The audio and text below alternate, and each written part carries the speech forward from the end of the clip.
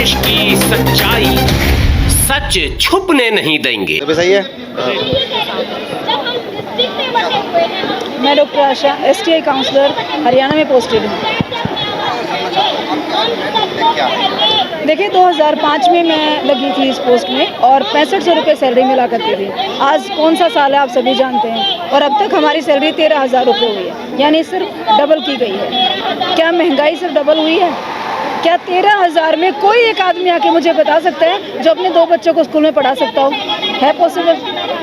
अगर एक हमारे यहाँ क्लास 4 भी है, DC रेट पे लगा है, तो उसकी सैलरी मिनिमम 18,000 रुपये है। हम BA पास, MA पास है, हमारी सैलरी 13,000 रुपये है। जिस मोदी की आप बार बार बात करें, उस मोदी को ये नहीं दिखता?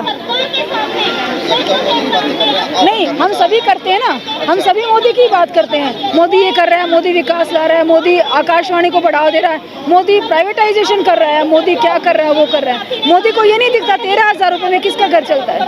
घर चल जाता है, सारी सामग्री आ जाती है। अकेले गैस की कीमत 1000 रुपये है। एक पेट्रोल अगर हम खरीदने, पेट्रोल कहाँ पहुँचा हुआ है?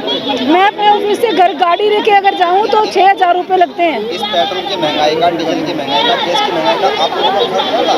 गैस हम 13,000 में कुछ भी नहीं कर पा रहे। हम पैदल आए नई दिल्ली से यहाँ तक, नई दिल्ली तक हमें ट्रेन लेनी पड़ी। ट्रेन में भी हम ये ढूंढ रहे थे सस्ते से सस्ती टिकट किस ट्रेन की है। उसके बाद नई दिल्ली उतर के पैदल मार्च किया है, क्योंकि एक टिकट का 20 रुपया लग जाता। अगर हम इस तरीके से पैसा ना बचाएं, हम घर में राशन कहाँ से लेके आएंगे? आ जाएगा राशन इतने पैसे में?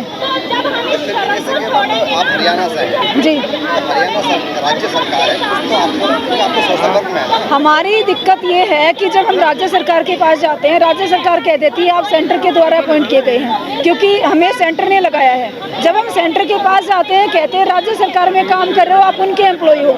सच्चाई तो ये है ना हम राज्य सरकार के एम्प्लॉय हैं, ना हम सेंटर के एम्प्लॉय हैं। ना सेंटर कुछ बढ़ा रहा है, ना स्टेट कुछ बढ़ा रहा है, और हम बीच में पिस रहे हैं। जबकि अगर कायदे से बात करें तो जो हमारा जितना भी बजट आता है वो WHO की तरफ से आता है। वो बजट हर चीज़ के लिए आता है, लेकिन उसमें सबसे कम बजट सैलरी के लिए है, जबकि हमारे घर सैलरी से चलते हैं।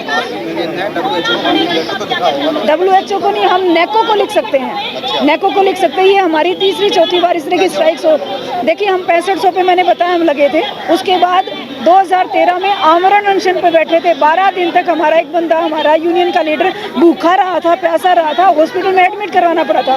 तब इन्होंने वो सैलरी हमारी जो समय इंक्रीमेंट लग के 8 हुई थी, वो इन्होंने 13,000 कर दी थी। और उस 2013 से आज तक हम 13,000 में बैठे हैं। शायद इस चीज़ का इंतजार कर रहे हैं कि अब हम 20-30 लोग फिर से बैठे और हमें से कोई मर जाए, तब सोचेंगे इन चीज़ों के बारे में। ये तो ये हमारे मरने का इंतजार कर रहे हैं या हमारे बच्चे भूखे मर जाएं।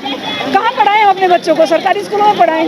कहाँ पढ़ाएं? सरकारी स्कूल में बच्चे पढ़ा दिए, राशन नहीं लाएं, पेट्रोल तो हमें बराबर मिलता होगा, घर रहने के लिए हमें भी चाहिए होता होगा। हम PG हैं, MA पास हैं हम सारे। MA पास आदमी कैसे बताए कि वो 13,000 में काम कर रहा है?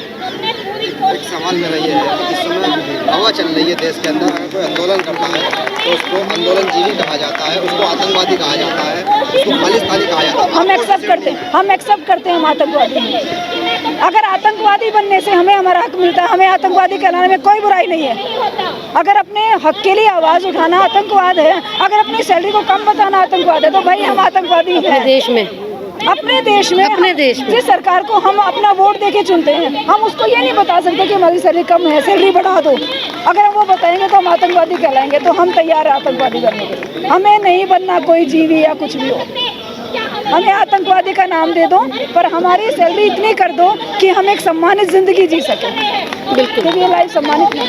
आंदोलन करने के लिए भी इन शब्दों को अपनाना पड़ेगा। मजबूर हैं हम, भूखा रहने के लिए मजबूर हैं, पैदल चलने के लिए मजबूर हैं, आप लोगों से बात करने के लिए मजबूर हैं। हम भी तो किसी घर की बेटियां बहुएं हैं, हम भी चाहते हैं अपने घर में शांति से बैठें, अपनी 9 से 6 की नौकरी करें, शाम को अपने बच्चों को खाना दें। हम भी तो चाहते हैं ना। हमारा दिमाग खराब है यहाँ के बैठे हम, क्यों मजबूर हैं हम?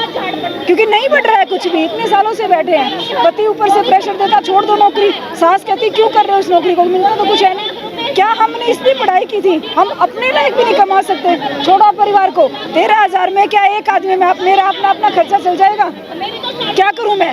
जिसको ही कहते हैं बेटी सशक्त बना रहे हैं, मैं अपने पति से मांगू अपने खर्चे के लिए पैसे? भाई से मांगू?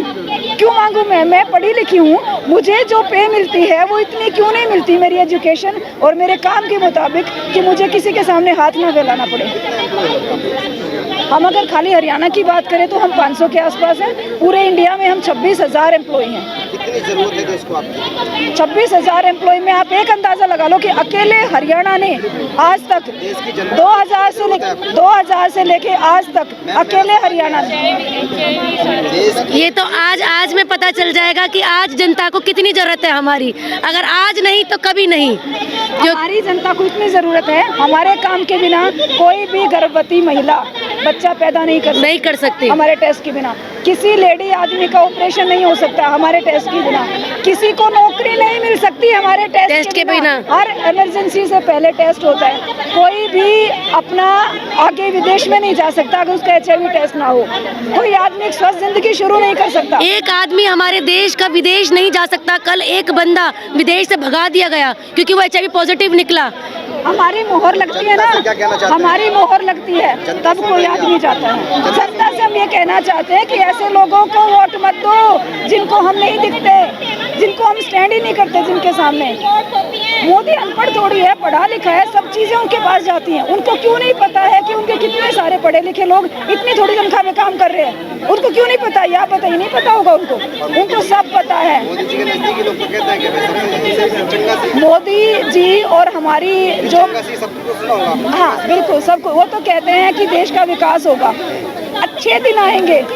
2008-13 में हमने नारे लगाए थे कि हमारे अच्छे दिन कब आएंगे, हमारे अब तक नहीं आ लिए।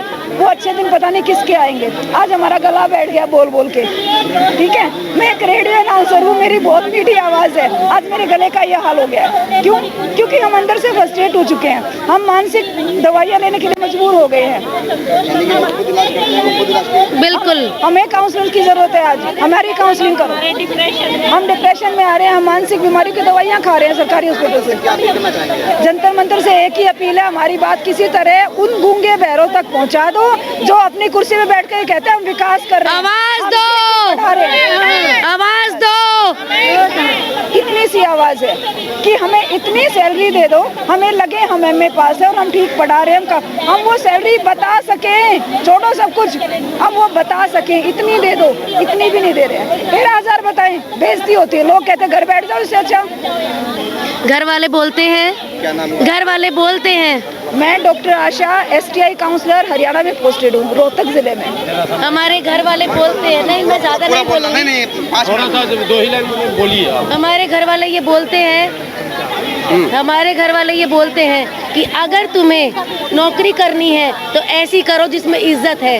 अगर तुम्हें इतने ही पैसों में काम करना है तो घर का काम करो, घर के बच्चे संभालो, पैसे हम देंगे, 13,000 रुपये हम देंगे, घर में तो रहोगे। किसी की बहुत अच्छी सर्विस है, बड़ा अच्छा इज्जत। क्या इज्जत है? अगर हमारे रूम में लाइट नहीं होती तो हमें कहा जाता है कि तुम इसी औकात में हो, तुम इसी लायक हो, तुम ऐसे ही बैठो और मरीजों को देखो। चाहे तुम्हारे लिए कुर्सी हो या ना हो, तुम्हें बैठना पड़ेगा, तुम्हें करना पड़ेगा, वरना तुम्हें तनख्वाह नहीं मिलेगी, तुम्हारी तनख्वाह काटी जाएगी। लेकिन ऐसा क्यों? आप देश के हर नागरिक की देखभाल। बिल्कुल, लेकिन नागरिकों के लिए हम खड़े, हमारे लिए कौन खड़ा है? हमारा माई बाप कौन है? हम सबके लिए खड़े हैं, सब मरीजों के लिए खड़े हैं, लेकिन आज हमारे पीछे कोई नहीं है। बिल्कुल सरकार से बात हुई, सरकार ने कहा करेंगे, लेकिन अभी कुछ नहीं किया। मैं पिछले 12 साल से काम कर रही हूँ, लेकिन कुछ नहीं है मेरे लिए। मोदी जी पे बहुत भरोसा था, लेकिन अब नहीं है। इसीलिए नहीं है कि उन्होंने हमारे लिए कुछ भी नहीं किया। जो उन्होंने हमारे को आश्वासन दिए थे, हमारी सरकार ने आश्वासन दिए थे, आज वो 0 पे है। आज हम इसीलिए इतना बोल रहे हैं। बिल्कुल नहीं मिल रहा है। हम राशन खरीदते हैं, अपने पैसों से खरीदते हैं। कोविड-19 में हमारे पतियों की नौकरी चली गई। क्यों? क्योंकि वो कंपनी में थे, कंपनियां बंद हो गई, कोई काम नहीं था, हम अकेले कमाने वाले थे। 13,000 रुपये में हम किसका घर चलाएं? बच्चों की फीस, मोदी जी ने बोला स्कूल में फीस मत जमा कराओ, लेकिन स्कूल वालों ने बच्चों को निकाल दिया। आज हमने अपने बच्चों को दूसरे स्कूल में भर्ती कराया, सरकारी स्कूल में। क्यों? पैसे नहीं है, सैलरी नहीं है। इसीलिए आज हम इस धरने पर इसीलिए खड़े हैं।